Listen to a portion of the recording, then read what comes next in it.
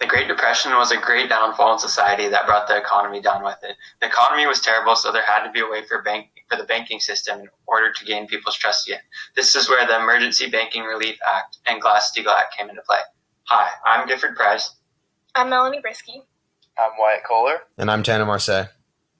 And we're here to talk to you about the EBRA and Glass-Steagall Act. And remember, the banks are in good hands.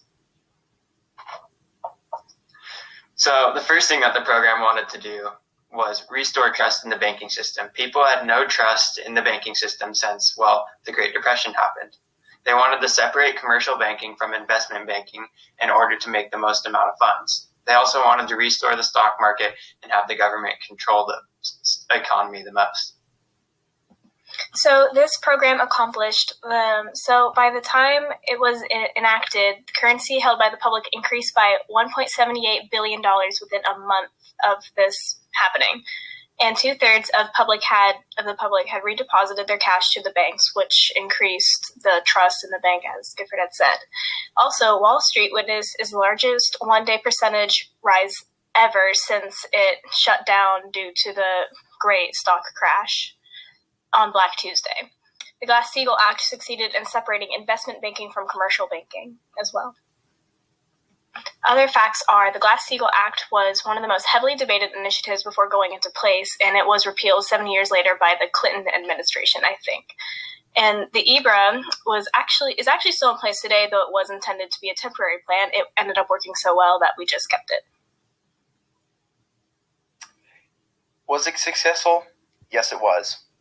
It effectively separated commercial banking from investment banking.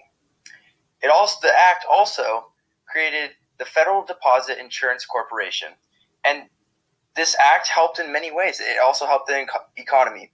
It set up a firewall between commercial banks to accept deposits and issue loans. It also helped banks negotiate sales between bonds and stocks.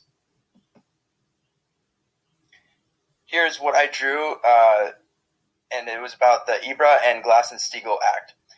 It pretty much depicts that it wanted to restore trust in the banks, and that the government wanted to control both the commercial banking and in the investment banking.